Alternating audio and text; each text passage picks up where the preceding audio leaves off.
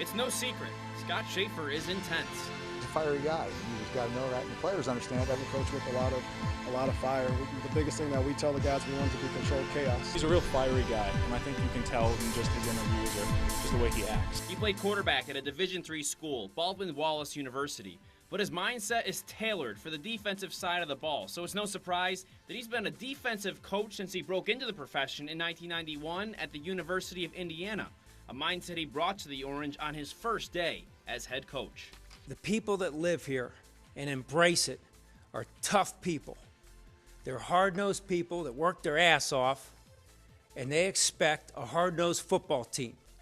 And in my opinion, it's our job to put a product on the field that the community can say, that is us. That is our team. They're physical, and they're going to get after you when you come to the Dome.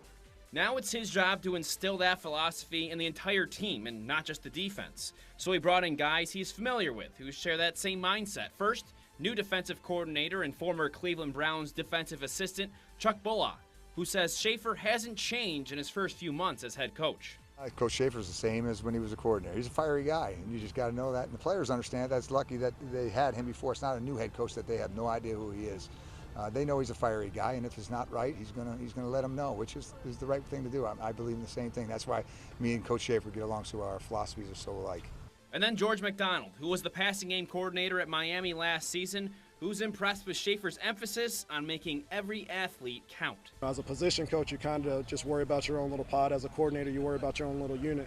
But I think that's the best thing that he's done that I've seen, is that every day when we meet, we talk about how can we make this experience for the players better. You know, what can we do to keep stimulating them, to get them to tap out on their potential. These three have more than just a philosophy in common, as in 2005, all three were at Western Michigan University. Shafer at defensive coordinator, McDonald at offensive coordinator, and Bola at linebackers coach.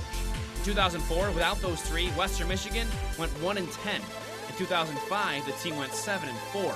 As they got the players to buy into their tough, fast, and physical mindset, which Shafer is starting to do in Syracuse.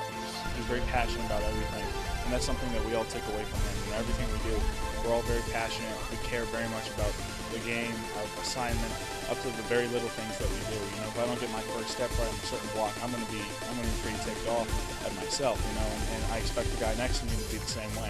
Because I know Coach Shafer's gonna hold us to the highest standard, because that's what he does for himself. The way that he handles it, the way that he talks to us out there, you know, you can't help but just love the guy and want to play for him. I love coaches that you want to play for, and he's one of them.